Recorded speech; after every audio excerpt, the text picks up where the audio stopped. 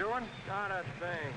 You know, it's getting me down eating in these hamburger joints. One thing you gotta learn, eat where the truck drivers eat. They know the right spot. Say, I saw a funny thing up the road just now. Good-looking dame sitting in a car all alone. Yeah, what was she doing? That's just it. She wasn't doing nothing, just sitting there. I got a rule about women. If they ain't breaking the law, let them alone.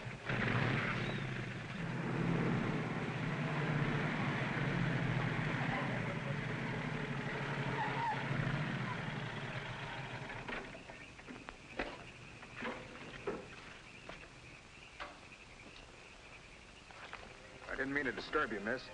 Just wanted to be sure everything was okay. Excuse me, lady, but are you sure you're all right?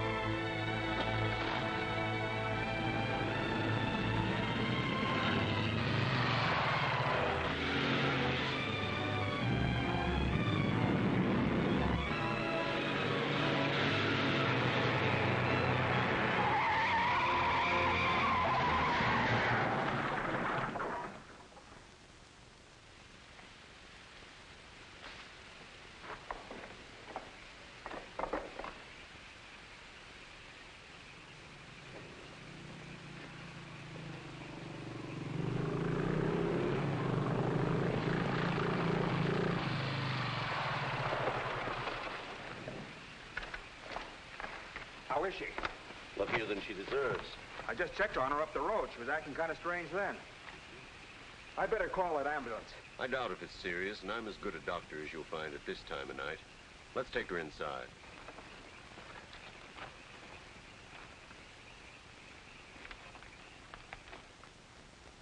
Well, no bones broken. Bruises, that's all. I think you better rest here for the night. I'm a little surprised. You're a beautiful young woman. You've been in an accident. You haven't asked for a mirror. Perhaps that fits with the way you were driving tonight. Perhaps you find the idea of living not very attractive. Is that any of your business, Doctor? As a matter of fact, it is my business. I happen to be a psychiatrist. I don't need a psychiatrist. You won't mind if I disagree with you. Here's a beautiful young woman, apparently well-to-do, apparently in good physical condition, who just doesn't care what happens to her. This is interesting. Not altogether unusual, but interesting. Of course, there are the obvious deductions. It's my life, Doctor, and I prefer to run it myself. And you don't want anyone to see inside it. Perhaps you don't even want to take a look yourself. Many women haven't the courage to face themselves, so they look for escape in one excitement after another. Half my patients are like that. But I'm not one of your patients. If you tell me how much I owe you, I'll be going back to town now. Very well. I'll drive you to the station.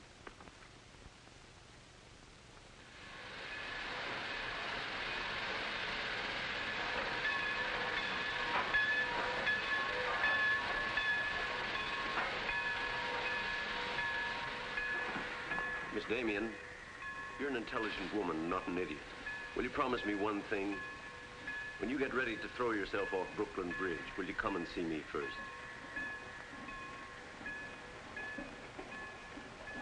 Goodbye, Doctor.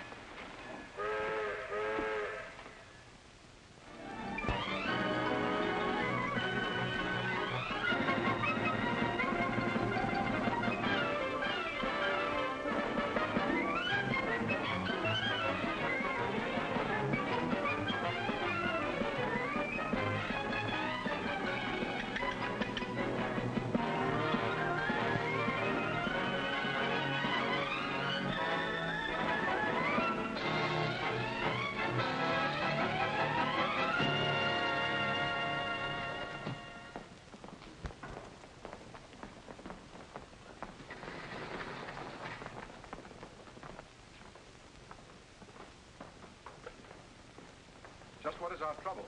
That's what I want to know. Our trouble is Miss Damien. Miss Damien again. She's as pretty as a picture and as stubborn as a mule. But this time, there's a lot more involved than just her hand.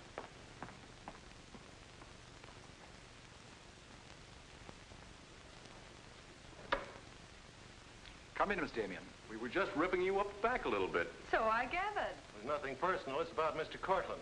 Cortland. Oh, yes. He runs a jewelry store. He owns Cortland and Company. London, Paris, Fifth Avenue. You may remember him as one of our biggest advertisers. Oh, what Shirley wants to say. I know what Shirley wants to say. I always know what Shirley wants to say. He wants to know why I killed the art layout on Mr. Cortland's famous jewels. And I understand the April number goes to press without it. That's right. In the first place, it's no art layout. It's a press agent's dream. But the result is we stand a good chance of losing the Cortland accounts. Now, am I running my department or am I not? I haven't said anything, Miss Damien. Well, I had a talk with Cortland. He was decidedly acid about it. I'm not interested in Cortland. But if this magazine is going to submit to advertisers' blackmail, I'd like to know about it. Now, please, Miss Damien. If that's the policy, Mr. Cranish, you better get someone else to take my place. Please, Miss Damien, just a moment. Gentlemen, if you don't mind, I'll talk to you later. I thought I should bring this to your attention. You can't blame us for trying, Mr. No, of course not. No harm done, gentlemen. Madeline, you've got yourself all worked up.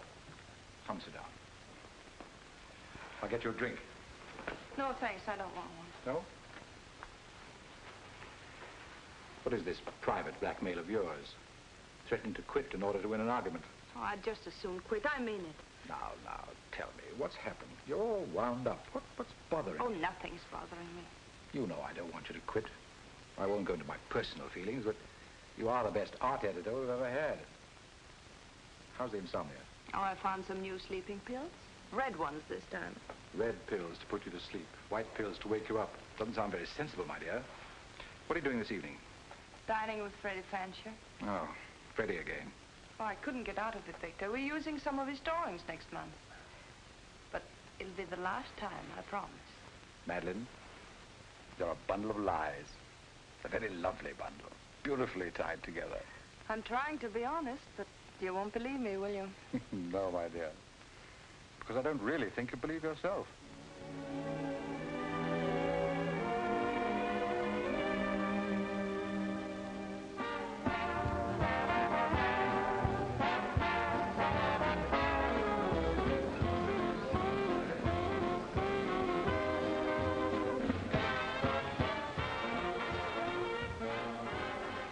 Why do you have to go back to that bore, Freddie Fancher? You haven't even given me a chance to make love to you. You've been doing all right. You know something?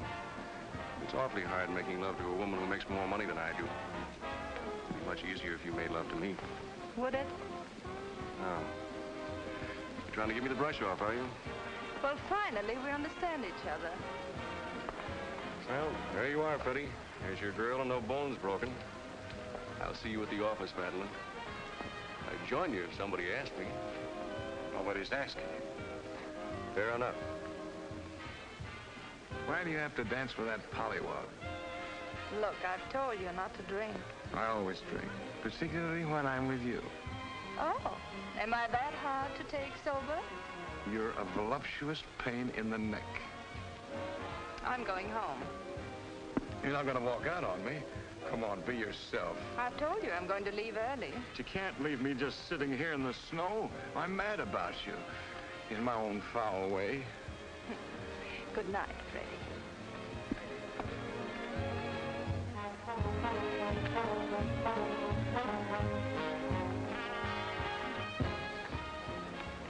Any chance of getting a cab, Jim? I'll try, Miss Damien. Oh, Miss Damien, here's someone I know you're anxious to meet. Mr. Felix Cortland, one of our most prominent advertisers. How'd you do, Miss Damien? How do you do? Mr. Garrett is the soul of tact, don't you think? He's just been telling me all about you. Oh, I hope he wasn't that blunt. Oh, you needn't worry. I always form my own conclusions. Can I give you a lift anywhere? My car's just outside. No, thank you. They're getting me a cab. Oh, I'm very sorry. I'm sorry, Miss Damien. There isn't a cab around. Oh, how long do you think it'll be? That's hard to say.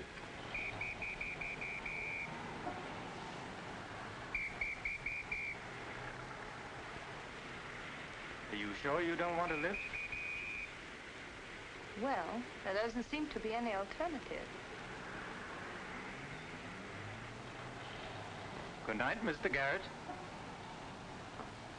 Good night, Mr. Cortland.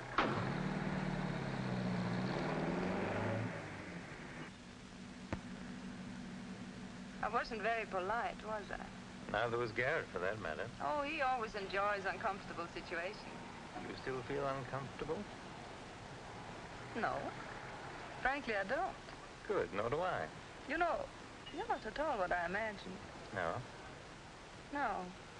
The big international jeweler. I happen to inherit a business that runs itself very nicely. As a matter of fact, you don't look like an art editor. More like a work of art. That layout on your jewels is still a wretched piece of copy. I can only admire your good taste.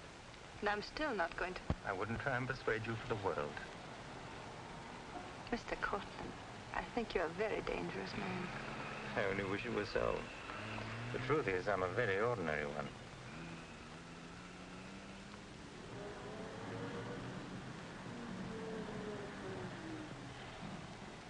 Oh, I'm sorry. I forgot to give you my address. It's my fault. I forgot to ask you. Won't you come in for a minute? No, I don't think so. Oh, but you really must see those jewels you've been insulting. They're much handsomer than the photographs. I'll need you in about 15 minutes. But I said I wasn't coming in. Oh, yes, so you did.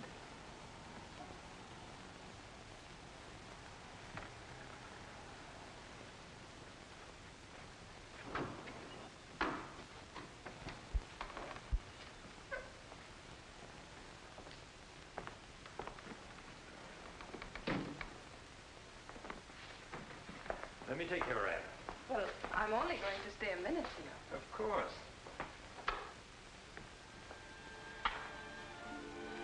What a wonderful room.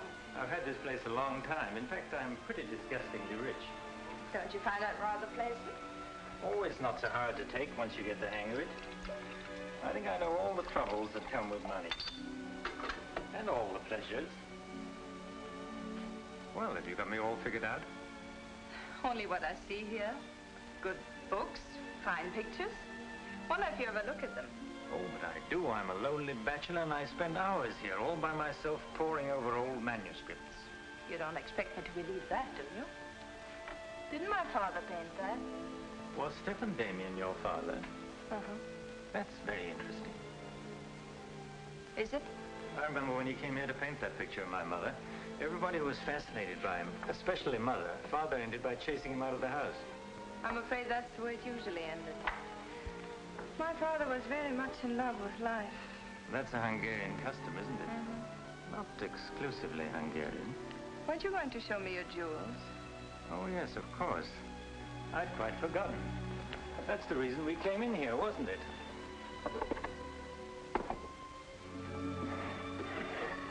You ought to feel very flattered, Miss Damien. This safe is one of my darkest secrets. You really want to see those jewels? Not particularly. I can't tell a brilliant from a diamond. Not one person in 100 can. But then very few people are intelligent enough to admit it. Thank you. How about another drink? No, thanks.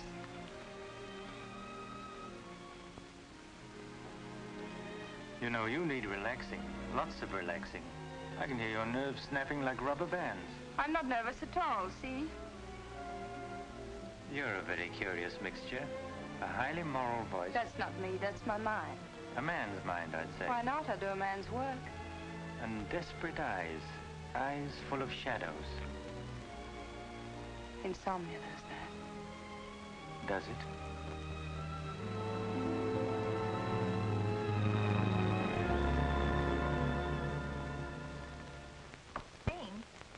Miss Damien, give you her secretary. Miss Damien's office? No, Mr. Cortland, she's not here yet. Shall I have her call you? Yes, Mr. Cortland. Where's Glamourpuss? She hasn't come in yet. Well, who sent these? Mr. Felix Cortland. Mr. Cortland.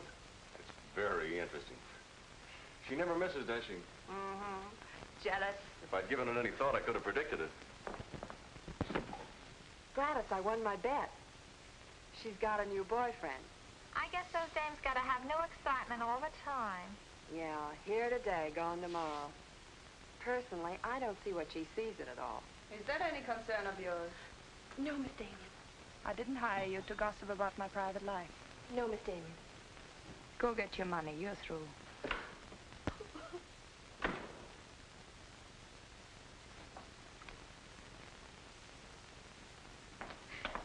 Jane, come in yet? What's the matter, sweetheart? Miss Damien fired me. Fired you? What for? He heard me talking about Mr. Cortland. Cortland, eh? Don't you worry, baby. I'll fix that.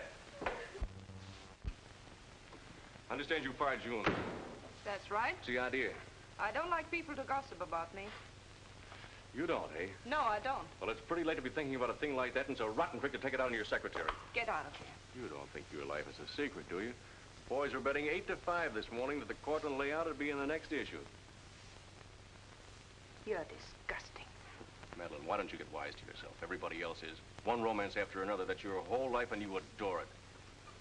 Get out. You try to dress it up with pretty words, but you don't fool anybody. They know what you are, and you'll never change. Get out! You don't care because it's too much fun.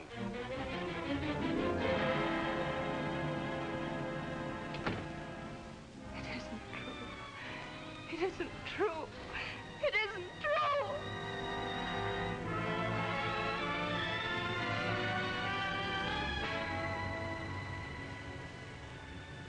I'm a little surprised. Here's a beautiful woman who just doesn't care what happens to her.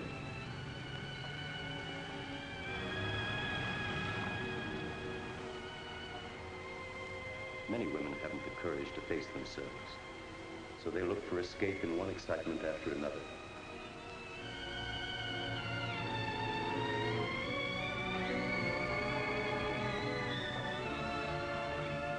Perhaps you find the idea of living not very attractive. Lady, if you want to kill yourself, why don't you try the fridge?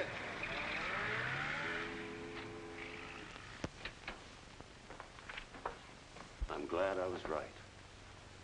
An intelligent woman, not an idiot. Sit down. That's it. Now, if you feel like talking, just go ahead and talk. You're afraid, aren't you? Well, it's our job to find out why. To explore the shadows and throw light on what we find there. Then you'll be able to see yourself clearly and face yourself honestly. When you can do that, you won't be afraid anymore.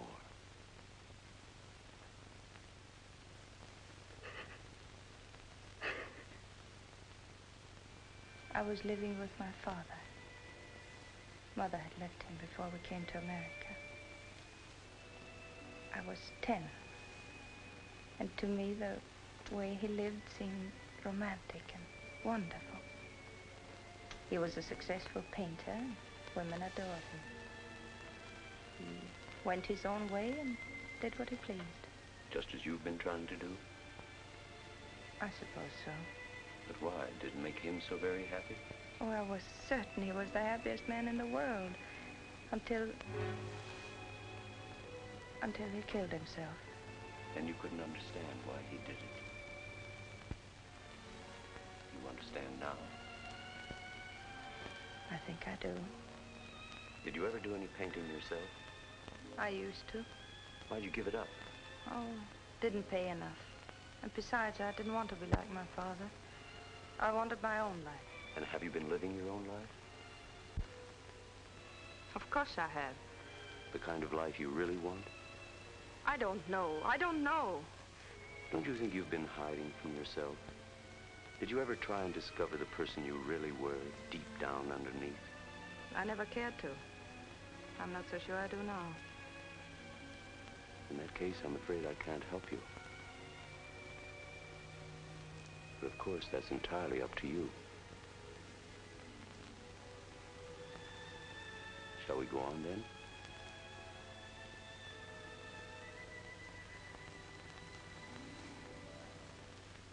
I was doing what I wanted to do. Paying my own way and making my own rules. Nobody was hurt. Nobody but yourself. And it didn't really make you happy, did it? Wasn't that because down underneath you knew there was something missing? Something important? I suppose so. That would worry you, wouldn't it? And then you would drug yourself with the excitement of more excitement. Oh, I know the pattern, Miss Damien. You're suffering from a disease of the times. A neurotic malady as commonplace as chronic alcoholism. Suppose for a moment that you were an alcoholic. They're much the same, you know. Unsure of themselves underneath. and seeking reassurance from new excitement. Instead of getting at the cause, the drunkard solves his problem by taking another drink. This, of course, is no solution. And eventually we find him sprawled hopelessly at a bar, without the strength or even the desire to save himself. I can't go on with this. You're not helping me. You're insulting me. You've been insulting yourself, Miss Damien. Insulting your body and insulting your soul. Your life hasn't been gay and glamorous at all. It's just been muddled and senseless. You know that now. And if you really want to change it, you can start right away. Now it's up to you.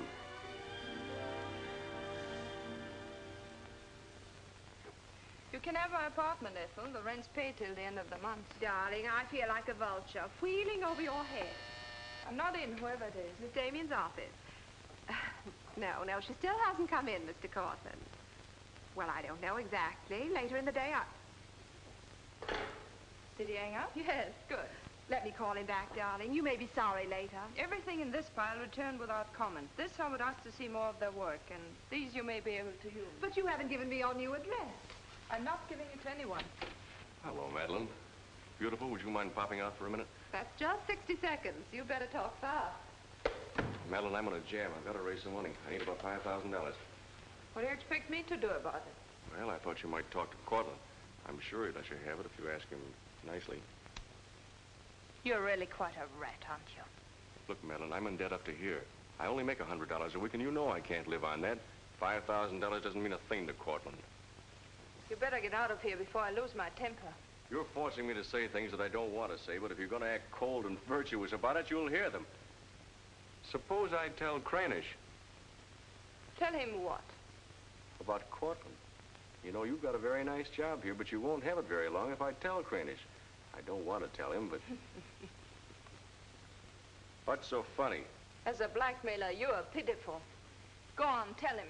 Tell him what a rat I am, and you are, and he is. Go on, use my phone if you want, and my desk, and my office. I'm through with all of them.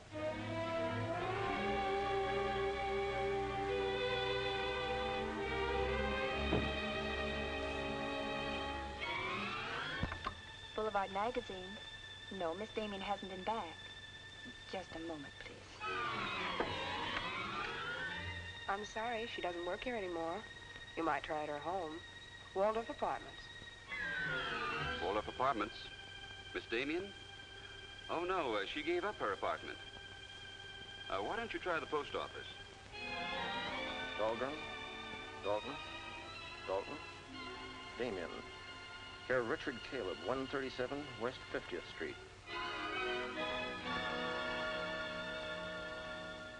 Well, I've nothing to do except that Miss Damien has taken my advice as a doctor. She'd been living in an area of infection, and she's removed herself from it. I take it you consider me part of the general contamination. Well, you've come here for information, not diagnosis. I usually charge a fee for insulting people. I'm willing to pay for data of any kind. Yes, I gathered that. But I've nothing for sale. I suppose you're being very ethical, but I'd like to talk to Madeline. In your presence, if you wish. Miss Damien is living under a different name in a different world. She told me to tell you, if you inquired, that she was busy growing a new soul. Now, would you please keep off the grass? Goodbye, Mr. Cortland. Bye, Doctor. Doesn't it ever worry you, playing the almighty in this fashion? Not particularly. I'm used to it.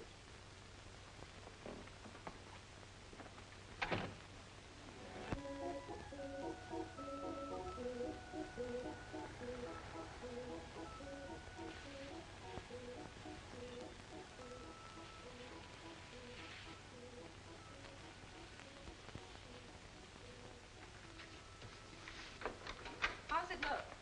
It's better than torn wallpaper. So you think I've talent, then? You'll do better after you get the hang of it. I only hope the new tenant will like it. Well, he seems awful particular. He's a floor walker at Macy's. Oh, well, you can always give it back to me. He'll never sell it, you know. Take my advice and try something more cheerful. You know, like flowers and butterflies. I'll do that. Thank you, Mrs. Geiger.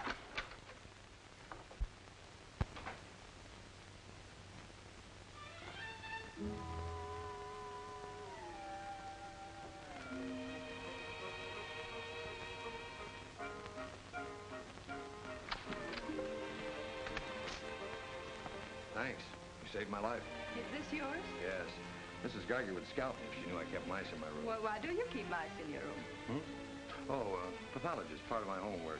I really shouldn't bring these fellas out of the lab, but, well, I got kind of attached to this one. Oh, thanks again.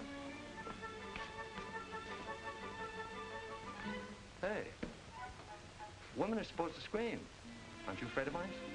Well, no, but next time I'll scream.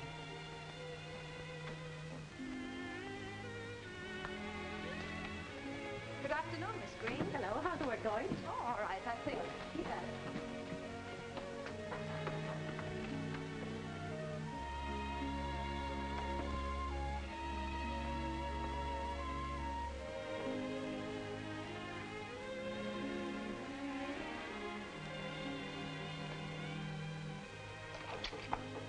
Come in.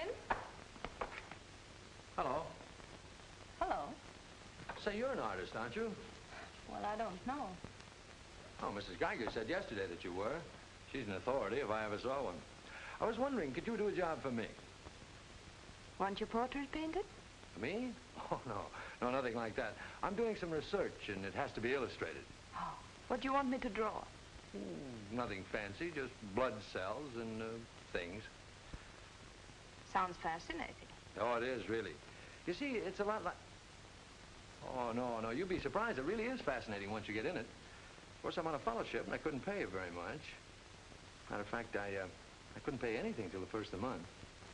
That'll be all right. Oh, fine. Swell. So I'll settle then. I'll see you at my place about 6 o'clock.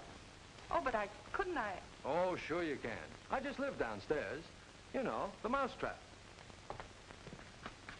Oh, by the way, my name is Cousins. Mine is Dixon. Very glad to know you, Miss Dixon.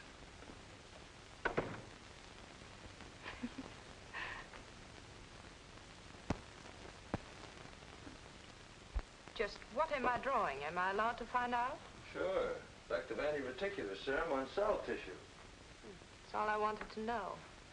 Oh, say, that's quite good. I'll take it to the lab with me in the morning. Just about ready for the next one. Do you realize it's 12 o'clock? Oh? I haven't had my dinner yet, and you haven't either. Oh, gosh, I'm sorry, but, well, I got so wound up on this. So did I, but now I'm hungry. Well, tell you what let's do. We'll go out and eat. That's a brilliant idea. I'll get your coat. Do you do this all the time? Only since I got out of the Army. I was lucky to get this job of research. Now I've got to get it finished. Then what? Oh, then I go back to Oregon and become the usual respectable small-town doctor. No mice? No. No mice. Head colds and belly aches. $5 a visit. Maybe you'll like it. You'll get some rest. Oh, I'll get plenty of rest, all right, but I don't think I'll like it. You folks going out this time of night? That's right. We're meeting a few friends at the Busy Bee cafeteria. We don't want to miss the floor show. We'll have to hurry. See that he eats. He hasn't got any more sense than a goose. I'll feed him with a spoon. I got onto it first up in a little town in Germany while I was still in the Army. I'd met a couple of Russian medical officers who were working on anti-reticular, and, well, they were pretty steamed up about it. Kaiser? No, thanks. We got together the first night over a bottle of vodka. I remember the town was still burning. So maybe it was the vodka, but anyhow, we got to talking about anti-reticular, and, well, I guess I got pretty excited. You mean you speak Russian? Over a bottle of vodka, anybody speaks Russian. Care for some coffee? No, thanks, I've milk. Oh, one, please. At any rate, I promised myself that night that just as soon as the war was over, I was going to do a job of this. You haven't stopped to eat ever since. That's an error I'm just about to rectify. $1 even. There you are. Thank you. Oh, thank you. You, sure you've got everything you want? Oh, yes, thanks. You know, I don't think you're much of a doctor. Do you call this a sensible diet? Pancakes and pickles? Well, scientifically, there's two kinds of diets. The kind that doctors prescribe and the stuff they eat themselves. Oh, but you're always in such a rush. You can't make scientific discoveries that way. Sure you can. Take Benny. He saw some flies nibbling at a piece of pancreas. Figured out that there must be sugar in it, and in 1 minute he had the idea for insulin. You know, you're a very lovely girl. You're not being very scientific, Doctor. Oh, but I am. It's the very heart of science. It's the truth. Let's talk about insulin. Insulin.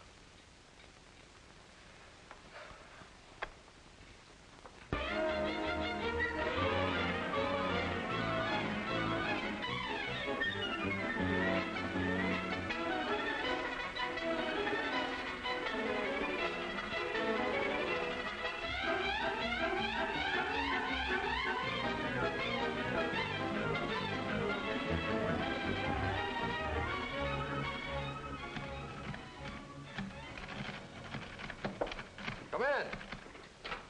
Hello. Hello. Say, did you buy these new manuscript covers? Yes, are they all right? Oh, sure, they're fine. How much they cost? Oh, nothing at all. Something like 20 cents. Oh, nothing at all, huh? You know you can buy a pair of good mice for 20 cents?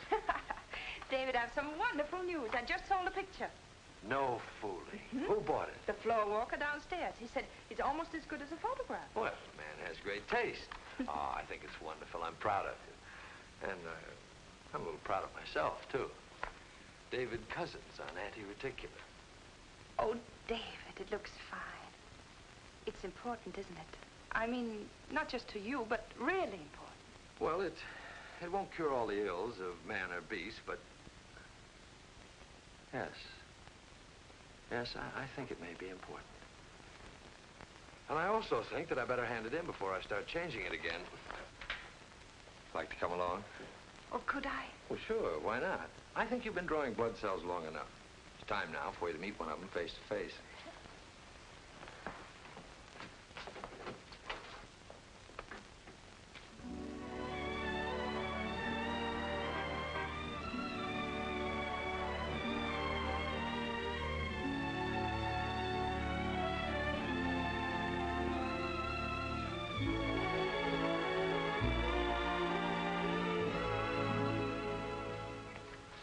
I hope your text is as good as your illustrations.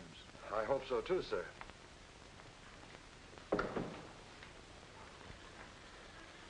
Well, that's that. You didn't tell him they were your drawings, did you? I didn't tell him they weren't. Come on, I'll show you my lab. Coffee. I wouldn't try and drink it if I were you. Assistant pathologist.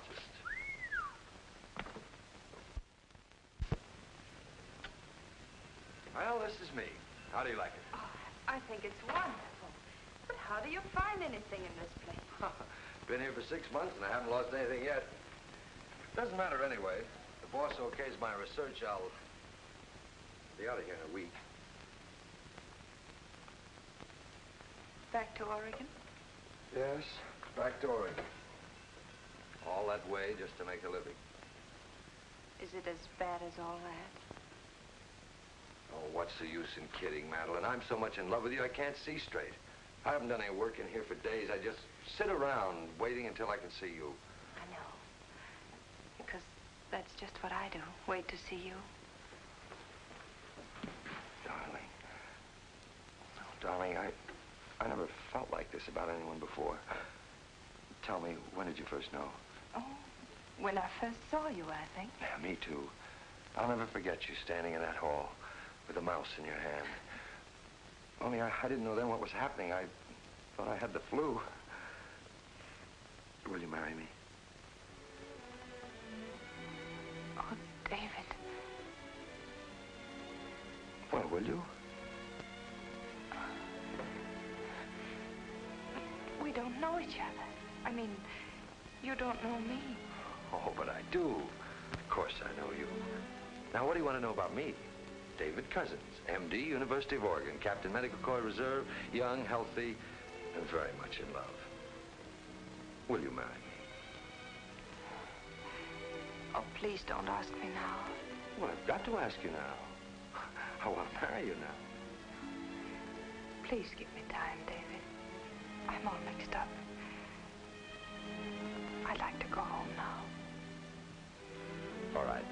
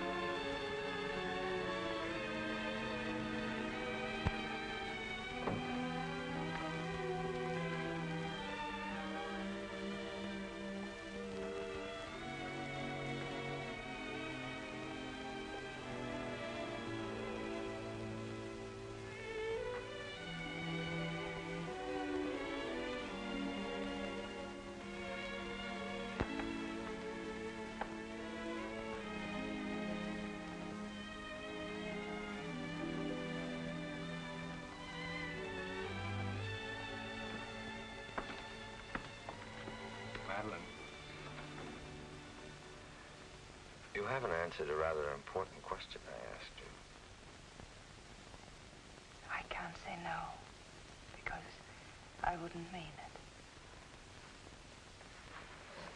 Darling.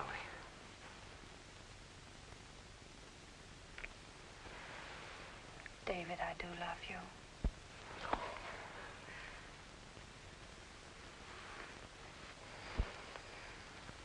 Good night, darling. Good night.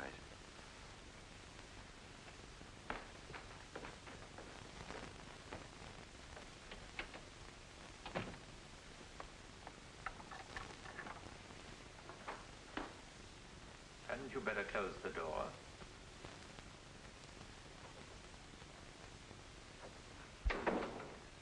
A gentleman I hired provided me with your new address and the proper keys. Suppose someone had seen you. You wouldn't have cared, would you? I didn't think it mattered. You see, I expected to find you wretched and lonely, grappling with your complexes. Rather naive of me. Will you please go? Of course I'll go.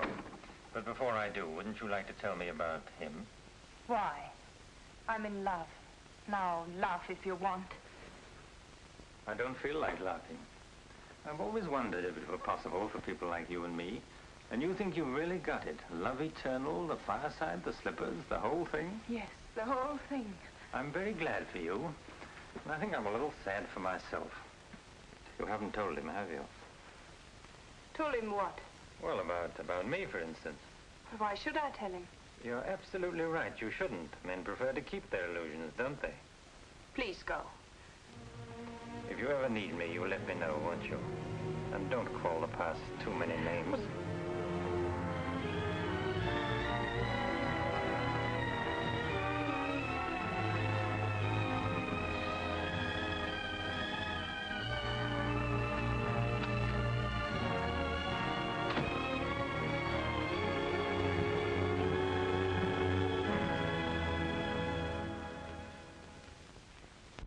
What you say. I'm going to marry him just as soon as it can be arranged. You want to run away from your problem? I'm not running away. Oh, you know, you're looking for security from someone else instead of building it within yourself. But I love him. I can't talk to you if you don't believe me. Falling in love doesn't cure everything overnight. What do you mean? Let's be honest. There's a side of you that hasn't fully changed. Isn't that true? That is true, isn't it?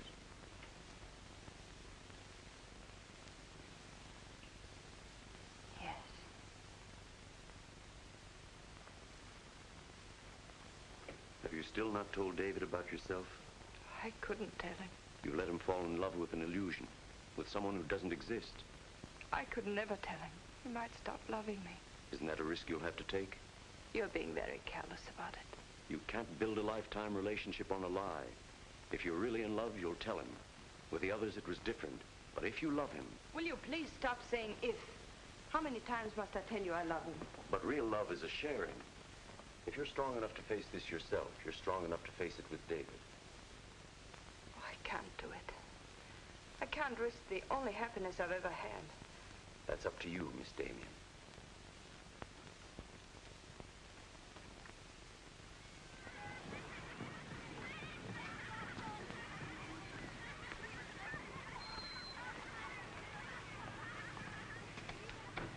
Hi.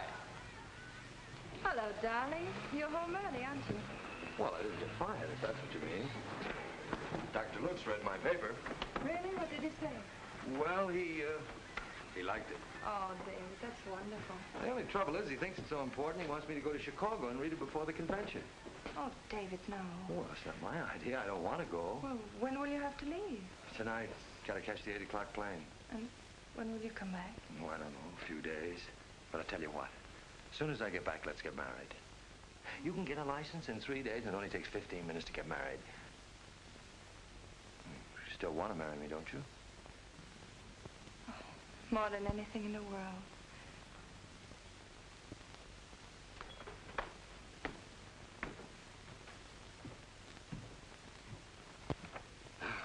You know, I'm going to feel kind of silly at that convention. Of course, it's a great honor and all that, but you realize that I'll be talking before some of the biggest men in the field? What's the matter, darling? Nothing. I was just thinking how I'd feel if you didn't love me. Oh, don't be silly. Not a chance. David, could you ever stop loving me? Oh, that's really a gruesome thought. Of course not. Even if there was a reason? The world is bothering you. Nothing. I just wanted to be sure. Sure about what? That you loved me and not an illusion you built up about me. Scientists can't believe in illusions. I believe in you. You're the best thing that's ever happened to me. 4 shirts. I wonder if that'll be enough. Come to think of it, it'll have to be. That's all I've got. Socks? Well, that just about does it. Madeline, was there something special on your mind? Something that you wanted to tell me? Just that I love you, that's all.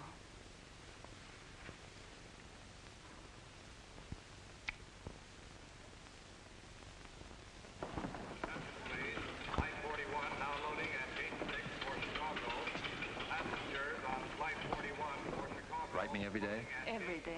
Hope you miss me. Hope you suffer like a maniac. I will, I promise. Oh, gosh, I hate to leave you. You know, I'm going to be jealous. Jealous of what? Oh, I don't know. Nobody, everybody. Just jealous. Darling, I belong to you. Don't you know that? I'm only alive because you love me. We'll be married the minute I get back.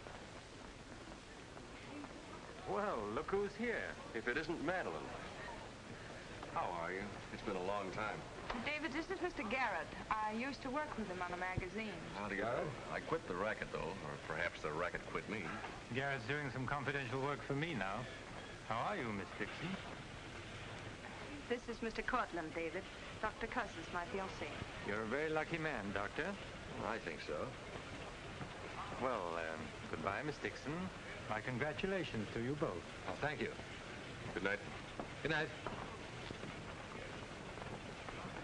I don't believe a minute of it, do you? Garrett, you're a very cynical man. You don't believe in true love. You don't think Madeline does either, do you? I don't know, but I've always been fascinated by miracles.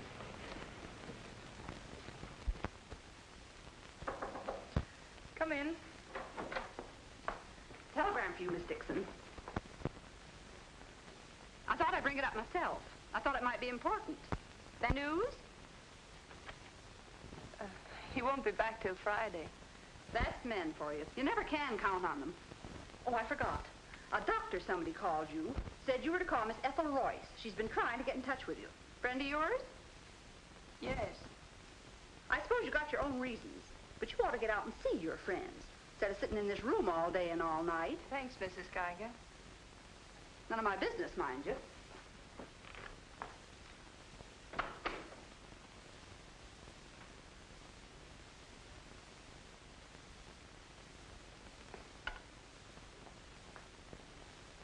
Ethel, this is Madeline. Madeline. Darling, but this is really a voice from the dead. I pestered that doctor of yours for hours. I just have to talk to you. Well, what about? Well, you remember that art supplement, the one you started? Well, I do need your help, dear. I'm in an awful mess. Sorry, dear. I'll never come into that office again as long as I live. Oh, but I wouldn't ask you to do that. Just meet me somewhere. It'll only take an hour, I promise. Well, if it's just the two of us. All right. I'll be there at 5. Oh, so relieved. We were really desperate.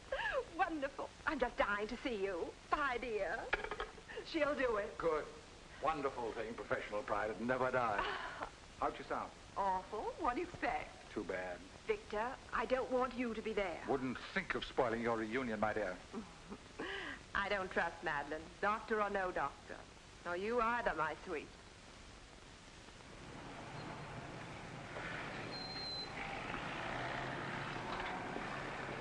Hello, Miss Damien. Glad to see you back.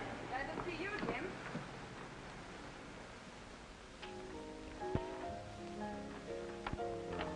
Hello, Luigi. Is Miss Royce here? She just came in, Miss Damien.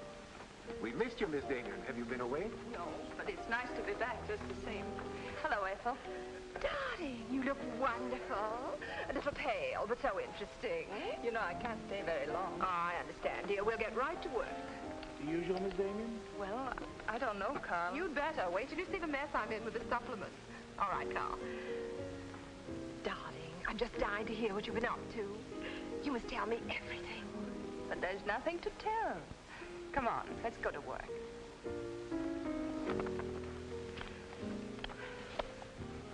You're just marvelous, my dear. You made the whole project seem utterly simple and practical.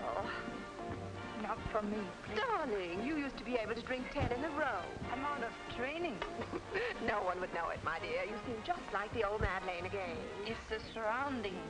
What do you say we have dinner and go to a show? No, really, I've got to stagger home. Madeline, my dear, this is a surprise. Victor, hello. What good fortune running into you like this? Do you mind? Don't let us fool you, Madeline. You heard me making the date with you. It's true, but I'll deny it. Frankly, I wanted to have a look at you. You look very dashing for a hermit. Thank you. We've all missed you desperately, haven't we, Ethel? As though our little hearts would break. What about a drink with your old boss? Please. Three, whatever it is. I've got all the data we need on the supplement. Good. What about the data on Madeline? No data. Now, if you'll excuse me, I You really can't go now. Look who you'll run into. He's seen you. Mr. Garrett no longer graces our staff. What happened? He got to be utterly gritty. Say nothing of a slight discrepancy in his accounts. Mr. Garrett believes that the world owes him a gay life, no matter who pays for it. Well, hello, stranger. How are you? Wonderful. Nobody here seems particularly glad to see me. Should we be? Oh, well, it's been nice knowing you. There goes one reason for my ivory tower. What? Darling, I'm constantly running into men who adore you. Slews of them. Hated them all. I know what you're thinking. I had an odd way of expressing my distaste. Not odd, darling. Shall we say just, moody? Well, here's to memory.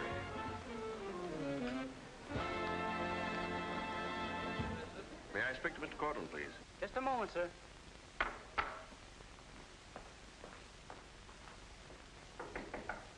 Just a minute.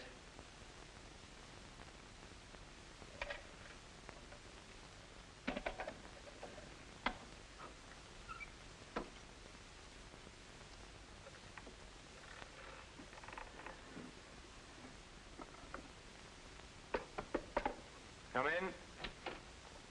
Mr. Garrett on the phone, sir. All right. Hello, Garrett. I have some interesting news.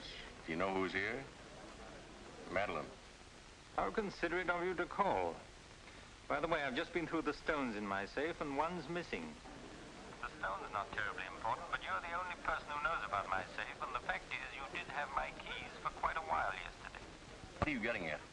Only that I don't like thieves. But you're being ridiculous. Let me come over and talk about it.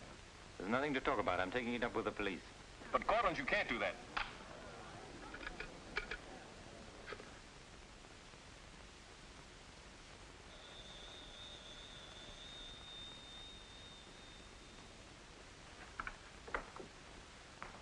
Mr. Garrett again, sir. Tell him I've gone out.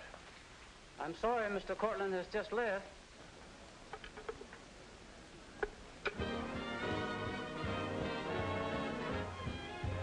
Are you all right, darling? Of course I am. You're not going to disappear again. Oh, yes. Back to my treetop. It's raining. Let me drive you home. Oh, no. Ethel wouldn't approve. Good luck, my dear, on your treetop. Bye, darling. Well? Let's face it, she's a changed woman. She'll never change, darling. She's just got herself a new set of words, that's all.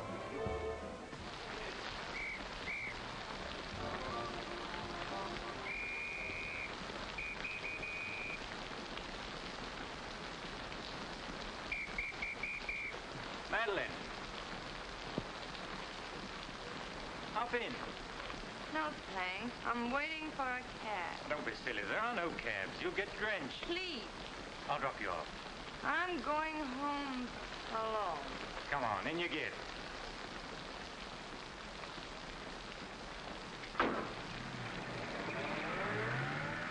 I hope you didn't get too wet. Your concern is touching. Quite a coincidence finding you in the rain. Is it? I can't lie to you, especially when there's no point to it. I was informed you were playing hooky. You're detestable. I'm really not detestable at all. I happen to be very fond of beauty, which shouldn't be a crime in your eyes. Please, no debates. I'm a little dizzy. A good dinner will soon take care of that. Why do you always hound me? You know I despise you and everything you stand for. There's always a chance I may be able to improve your opinion and your manners. I'm sleepy. You know you're very lovely. Please don't bother. I'm not listening.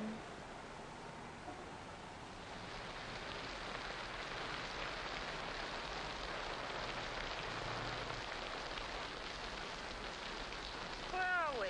Don't you remember you visited here once upon a time? You're foul. You said you were taking me home. You forgot to mention the subject. A significant omission, as your friend Freud would say. Come on, I'm getting soaked. That launch you. I'm going home.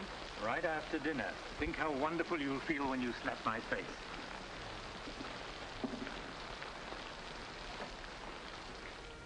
That'll take the chill out of your bones and maybe even your heart. Still cold? Oh, no. It's quite warm in here. Cigarette? Thanks. Very warm. Light? No, I'm not really detestable, am I? No. I am. Why? Because I ought to go home. In this rain, you mustn't even think of it. You see, you are detestable. And you've been very annoying for months. Madeline, we belong together. You know that. No, I don't know that. Of course you do. We feel the same way about life. You're not making sense, Mr. Cortland. Why make sense? Doesn't this make more sense than talking and lying? No sense at all. Then what would you call it, darling? Stupid. Madeline, you're wonderful. Stupid. You're sweeter than ever. I'd better see who it is.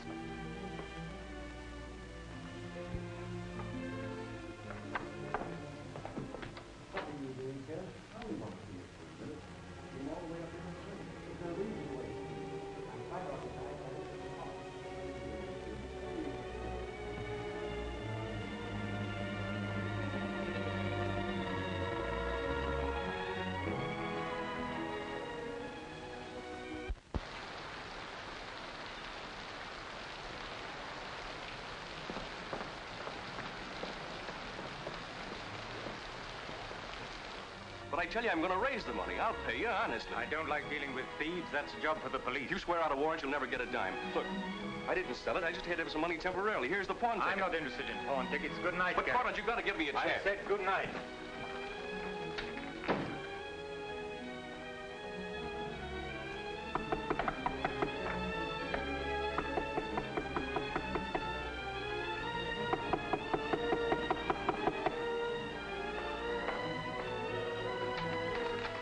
To let me talk to you. Let me explain this. You stupid fool. You'll have the stone back. I'll get it to you. I promise I will. All I need is a little more time, just a couple of weeks. What are you doing? Phoning the police. You can't do that. I'm not going to let you ruin me.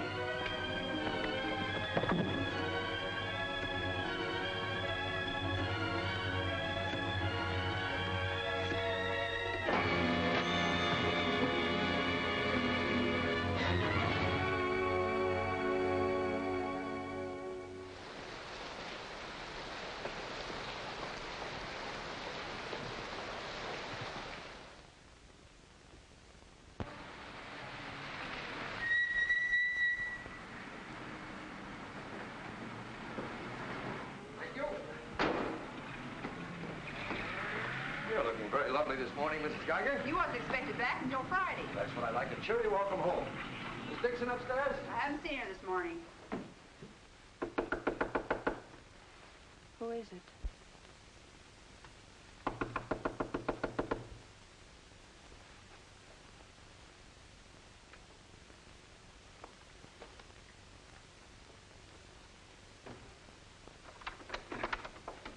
Hi. Darling. Oh, I couldn't wait till Friday. I just said my little piece and ran out on them. Oh, I needed you so badly. I feel lost without you. Don't ever leave me again. Oh, that you can depend on. Say, I've got big news. I'm a success. Oh, tell me all about it. I wonder what's the matter with you. You don't look very good. Come on, I think you better get back in bed. Now then, first, I don't have to go back to Bellyaches in Oregon. You're not marrying a small-town country doctor, young lady. You're marrying a promising young research scientist. At least that's what Dr. Broder says, and he ought to know. He's got a long white beard. Oh, darling, I'm so proud of you. I think I'll take your temperature. Gee, I wish you could have been there. When I finished reading my paper, they all got together and offered me my own laboratory in California. I still can't believe it. There it is, right in the paper. You'll find it on the bottom of page 10.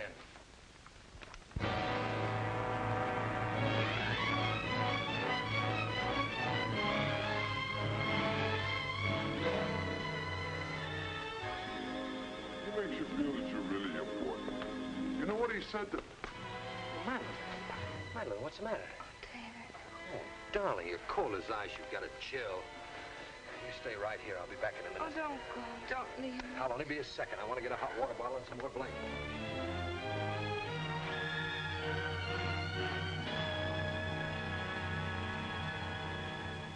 Miss Madeline Dixon at home? I don't know. Friends of hers? We're from police headquarters. Where's the room? Upstairs. What do you want to see Miss Dixon about? We'll tell her. Well, perhaps you'd better tell me first. Miss Dixon isn't well. Who are you? He's a doctor. He lives here. If it isn't important, I suggest you come back tomorrow. It's important. Could you get some extra blankets and a hot water bottle, please? You a friend of Miss Dixon's? Yes, why? Just asking. Well, what is it, an accident or something? I wouldn't call it an accident. We should cut out this mystery and tell me what it's all about. Okay, Doc, take it easy. Madeline, these men are from the police. They want to... We'll take over from here, Doc. I'm Sergeant Patelli. This is Sergeant Beitler. You're a friend of Felix Cortland's, weren't you? Matter of fact, you were with him last night. No, I wasn't. Did you see Mr. Cortland any time yesterday? No, I didn't. Now, look, Miss Damien, we wouldn't be here asking questions unless we already knew most of the answers. Oh, wait a minute. Her name's not Damien. I think you've got the wrong party. I think maybe you've got the wrong party, Doc. The name happens to be Damien. This happens to be a case of murder. Take a look at that newspaper. I want to know what's going on in here. This is my house, and I've got to know. Sorry, madam. We'll talk to you later. As long as I've been here, there's never been police Take in her this and see house. what you can find out. lady. Come along. Now, Miss Damien, tell us what happened last night. What time did you leave Cortland's house? Oh, Dave. You and this guy, Cortland, were pretty sweet on each other, isn't that right? Oh, but it isn't. It isn't true. Now, according to the chauffeur, you got to Cortland's house at 6:45. What time did you leave? Oh, but I didn't go into the house. I met him by accident. David, don't look at me like that. How long have you known Miss Damien, Doc? Not very long, only a few months. Know that she was mixed up with this guy, Cortland? Oh, but it's a lie. David, it's a lie. Okay, so you didn't go into the house with Cortland? No, I didn't. He wanted me to come to the house, but I wouldn't do it. Oh, I didn't go into the house. I didn't, I tell you. Who you telling, me or the doc here? Did you get anything? She came in about 9. In a cab? No, she was walking in the rain. Landlady said she looked kind of wild-eyed. What about Cortland? He was here, all right. He visited her a couple of weeks ago. Get the date? Yeah, April 10th, around midnight. Anything else? The landlady thought that Cortland had a key to this place. She was kind of vague as to how he got it. I didn't give him a key. David, you can't believe that. I've got his key ring here.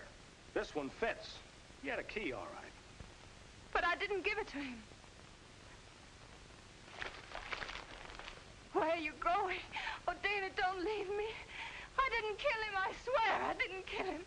Who cares whether you killed him or not?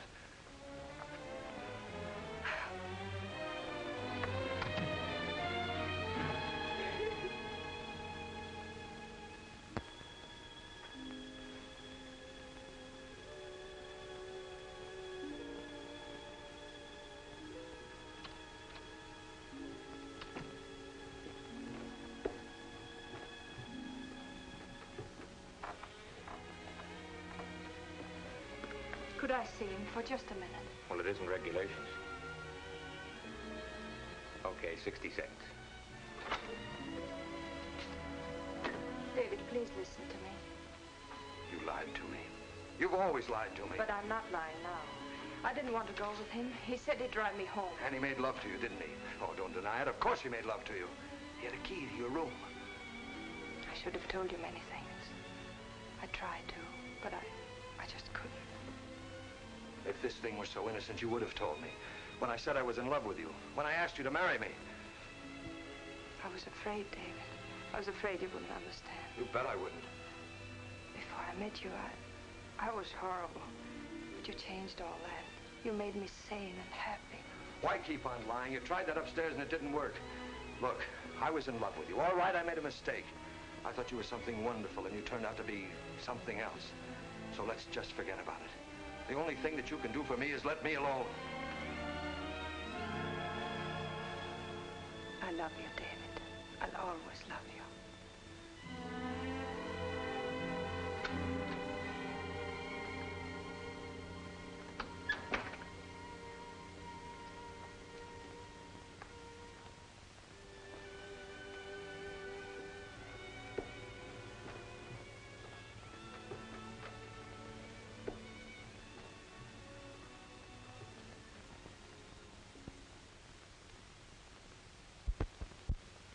And so, ladies and gentlemen of the jury, the prosecution will prove beyond a shadow of a doubt that Madeline Damien is guilty of the premeditated murder of Felix Cortland.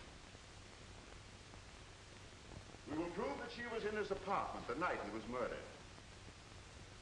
We will prove that her fingerprints are on the table lighter with which he was murdered. And we will prove further that she had a motive for the murder.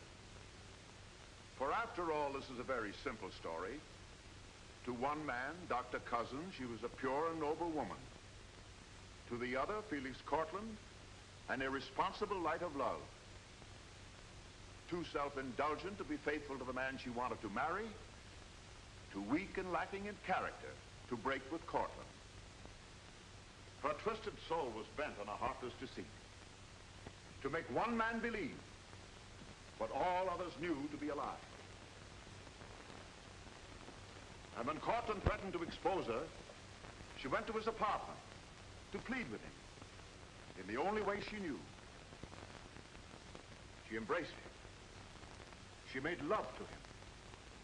And when in spite of that, he threatened to expose the lie that she was living, she silenced him forever.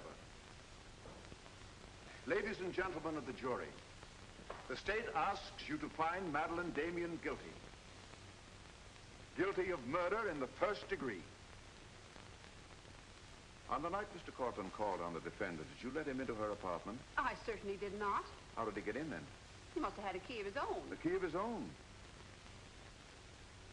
Where was the defendant when he arrived? Out to the doctor, I suppose, pulling the wool over his eyes.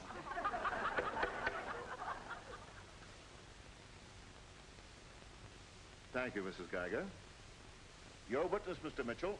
You've got to let me cross-examine her. No questions. Miss Damien, I can't defend you properly if you won't let me. We've got to put up a fight. Fight?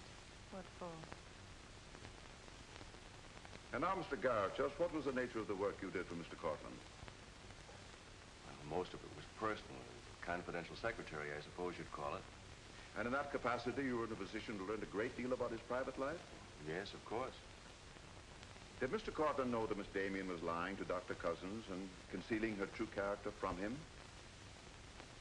I'd rather not answer that question, Mr. O'Brien. You see, both Miss Damien and Mr. Cortland were friends of mine. Yes, I understand. Well, let's get back to the meeting at the airport. What was the attitude of the defendant when Cortland saw Dr. Cousins? She was embarrassed, naturally. Yeah. She was embarrassed, naturally. Thank you. Your witness, Mr. Mitchell. I've got to cross-examine. If I don't, we haven't a chance. Don't ask him anything. No questions. Were you a close friend of the defendant? Yes, I was. Did she confide in you on matters of a personal nature? Yes, she did. If you were asked in this court, do you think you could recall any of those intimacies? I could recall some of them in no detail. Your Honor, I object. Objection sustained. Well, let me ask you this, Miss Royce. Would you say in general that men found Miss Damien attractive? Definitely. And would you say that Miss Damien found men attractive to her?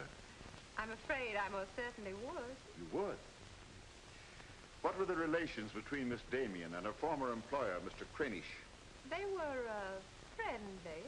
In your opinion, was there anything more than friendly? I object, Your Honor. The question calls for the conclusion of the witness and is prejudicial. Objection sustained. Dr. Cousins, I'm Dr. Caleb. Miss Damien's a patient of mine. I don't happen to think she's guilty of murder, do you? No, I don't. She may be guilty of other things, but in there she's being tried for murder. And she won't even defend herself. She's got a pretty good lawyer, hasn't she? She needs your help, Doctor. In her own mind, she's not on trial for murder. She's on trial for those other things. And it's not the judge who's trying that case, it's you. I don't want to be rude, Doctor, but I don't think you know what you're talking about. I'm sorry to disagree. You see, I've been treating Miss Damien for some time. I happen to be her psychiatrist. Dr. Caleb. I'm sorry to have bothered you, Doctor.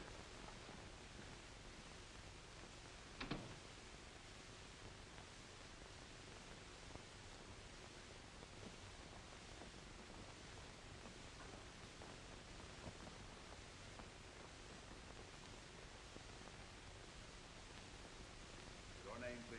Richard Caleb. You're a psychiatrist? I am. Miss Damien came to you as a patient? Yes? Did she come of her own free will? Yes, of course. Isn't it true, Doctor, that people do not go to a psychiatrist unless they consider themselves, well, shall we say, not well balanced? In general, that's correct. As a matter of fact, wasn't Miss Damien on the verge of committing suicide when she made her first visit to you? Your Honor, I object. Well, no matter. We'll prove that by other witnesses. However, is it not true that people who come to you as patients come with problems? Objection. Objection overruled. Well, Doctor? There'd be no point in their coming to me if they didn't have problems. So the defendant came to you with a problem. Do you mind telling us, Doctor, in your opinion, just what was Miss Damien's problem? That is a confidential matter between doctor and patient. I'm afraid I can't discuss it. Well, during the course of your treatment of Miss Damien, did you ever discuss her relationship with Dr. David Cousins? Yes, we did. Well, bearing in mind the fact that she's engaged to be married to Dr. Cousins, do you think she was as frank with him as she should have been? As a matter of fact, I urged her to tell him everything. And did she? Not to my knowledge. Well, why not, Doctor? Why didn't she? I'm afraid you'll have to ask Miss Damien about that. Did you ever meet Dr. Cousins? Yes, just a few minutes ago. Well, I'm sure you found him a reasonable, intelligent young man, and yet the defendant refused to confide in him. Having met Dr. Cousins, I think I can see why Miss Damien hesitated to confide in him. Do you mind telling us why? It's my impression that Dr. Cousins hasn't the capacity, either emotionally or intellectually, to understand a problem like Miss Damien's.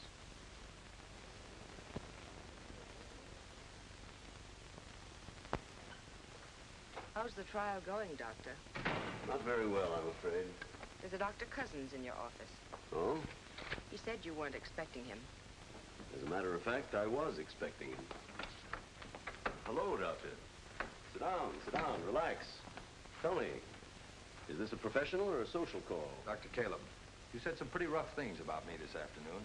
Yes, I did, didn't I? I think I'm entitled to an explanation. So do I. As a matter of fact, I'm very glad you came over. I wanted to talk to you about Miss Damien. I'm not interested in Miss Damien.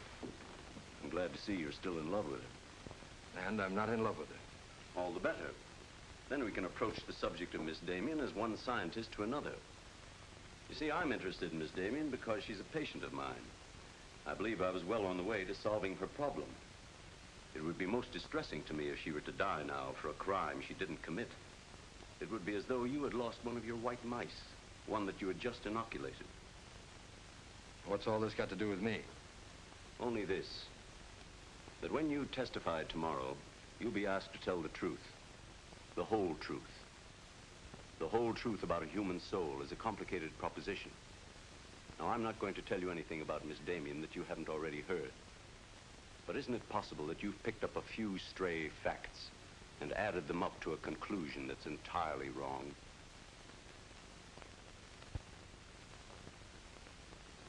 Won't you sit down, Doctor?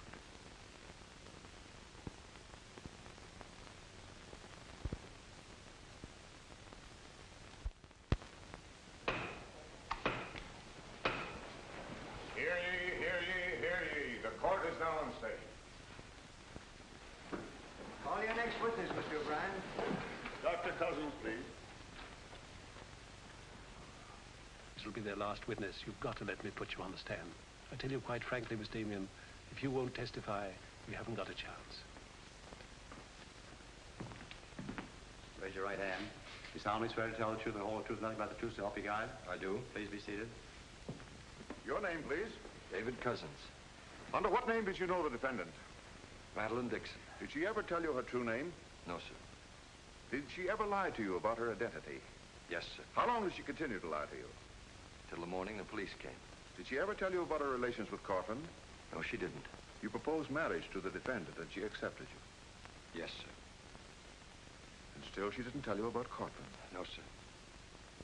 When did you first know of the true relationship between them? The same morning, the morning the police came. Oh, I see. And from the moment you met her until the day she was taken into custody, you didn't know the truth about her character. I object, Your Honor. Mr. O'Brien, haven't you covered your point? Well, Your Honor, I'm merely trying to clarify for the jury the true nature of the defendant's motive. Proceed. Thank you. One more question, Dr. Cousins. If you had known the truth, would it have affected your love for the defendant? Your Honor, I must protest. Let him answer. Objection withdrawn. And now, Dr. Cousins, if you had known the truth, would it have affected your love for the defendant?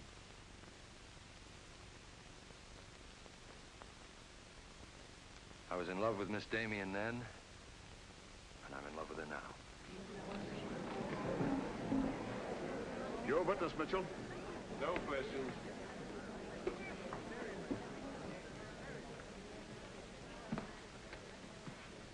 Did you really mean it? Yes, I really meant it. I can't believe it. Now will you let me put you on the stand?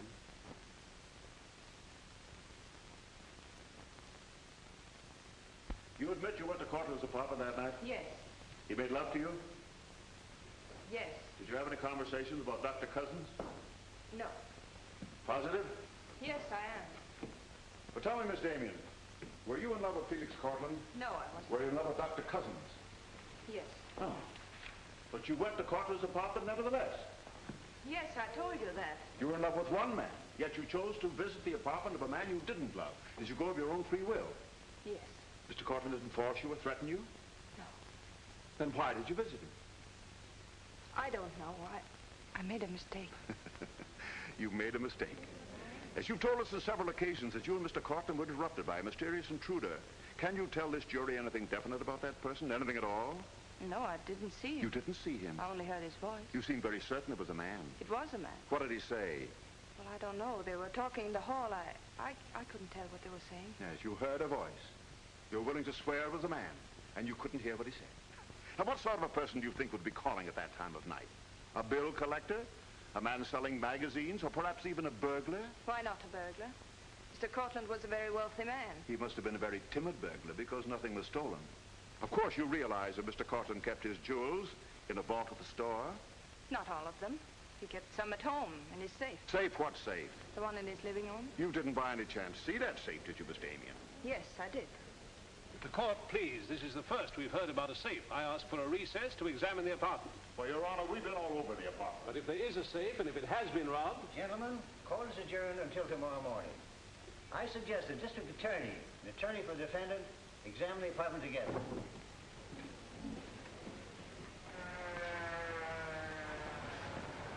What about this safe, Mr. O'Brien? What safe? How about some pictures on the inside, Mr. O'Brien? You boys better wait outside.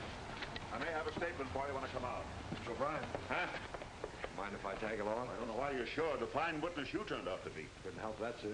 All right, Garrett, where's the safe? Me, Mr. O'Brien? I don't know of any safe in here. I didn't think you did. If you want an unbiased opinion, I don't think there is a safe. Well, here's the learned counsel. Perhaps he knows. Where's the safe, Mitchell? My assistant's checking the location with Miss Damien. He'll be along in a minute. Oh, you're on a dead one. While we're waiting, maybe Mr. Garrett could tell us where the safe is. I've asked him, he doesn't know. I don't understand that, Mr. Garrett. You were very close to Cortland, weren't you? That's right. I'm sure if there was a safe in here, I would have known about it. At least I would have seen the key to it. The answer's very simple. There is no safe. What did you find out? I got the dope on him, Mr. Mitchell. Splendid. It's over here in this bookcase. You were wrong for once, Mr. O'Brien. Could be. What do you know about that? Have you got Cortland's keys? There they are. Thank you. That looks to me very much like a safe, Mr. O'Brien. Yes, it does, doesn't it? But not like a safe that's ever been robbed. I don't think a good burglar would leave those behind. I guess we're right back where we started from. Well, I've seen all I want. How about you, Mitchell? You win this round. Lock it up, sir. Yes, sir. See you in court, gentlemen. I'll give you a lift, Doctor. No, thanks. Sergeant, I have some papers here of Mr. Cortland's I'd like to put in order. Do you mind if I stay? It's all right with me. We're finished with the place. Thank you very much. Anything I can do for you, Doctor? Oh, I was just curious about something. I've never seen a safe like that before. One that operated with a key. Come to think about it, I guess I haven't either. Normal assumption about a safe is that the lock works on a combination. Yes, I guess most of them do. I was wondering how you knew that this one worked with a key. You said you'd never seen the key to it. Did I say that? Uh-huh. I guess I must have said something I didn't mean. Oh, I see. There could be another explanation. Really? Yes. That you were lying when you said you'd never seen the safe before. You're not serious, are you, Doc? I'm a scientist, Mr. Garrett. When we get hold of an odd fact, we consider every possible explanation. We make some of our most important discoveries that way. Well, it must be fascinating work. Yes, it is. Suppose I had known about that safe, which I didn't. What would that prove? Frankly, nothing. But it does suggest a theory. You were very close to Cortland. You knew about the safe. Maybe the safe was robbed. Perhaps he found out about it. He was quarreling with a man in the hall the night he was killed. Maybe that man was you. That's a very interesting theory. Yes, isn't it? Well, as I said, I'm a scientist. When we hit on a theory like that, the next thing we do is to test it. That's all I'm doing. I see. Then you won't mind having a little talk with the police? Why, no. Why should I? Fingerprints. But then, of course, if you've never seen the safe before, you won't mind them checking it for yours. Oh, certainly not.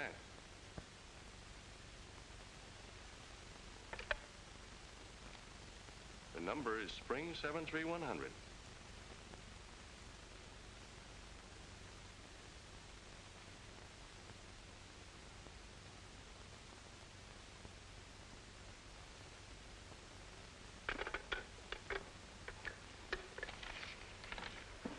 Okay, Doc. No hard feelings. Don't you think this sort of thing is rather out of your line, though? I guess maybe you're right. Bye, Doctor. Goodbye.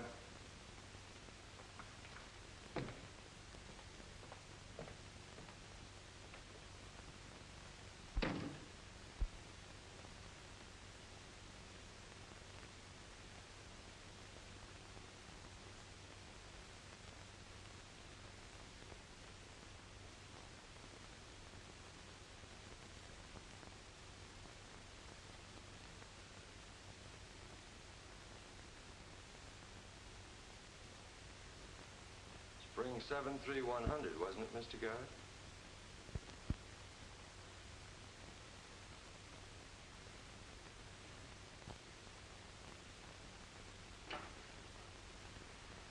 I guess maybe I underestimated you, Doctor.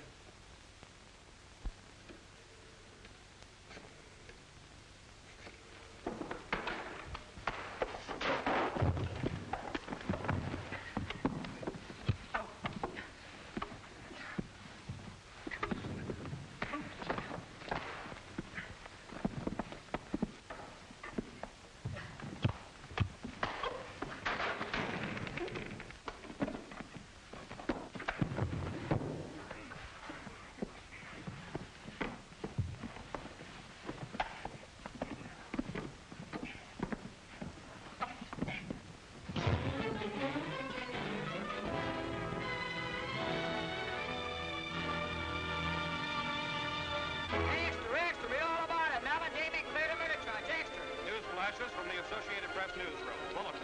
Madeline Damien has been exonerated of the murder of Felix Cortland. Full confession by an ex-employee, Jack Garrett, is in the hands of the district attorney. It was a trial marked by many surprises. Notably, the beautiful defendant's startling disclosure of the jewel vault hidden in the apartment of the late diamond importer. So beautiful Madeline Damien goes free, and Broadway is tipping its hat today to the young doctor who engaged the murderer in a battle royal. Mrs. Geiger, I've been looking for Miss Damien. Have you seen her? She's gone. She asked me to give you this. Gone? Well, where did she go? I couldn't get a word out of her, but I know she left the airport more than an hour ago.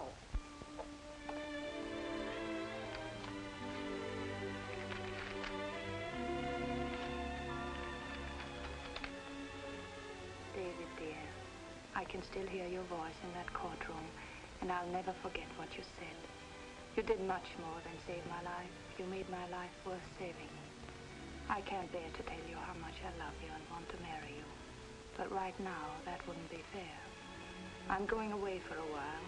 I want to be terribly sure, after all this, that I can really be the kind of person you once thought I was. Maybe after a while that will be possible. And then, when we're both sure, David, please ask me again. Goodbye, my darling.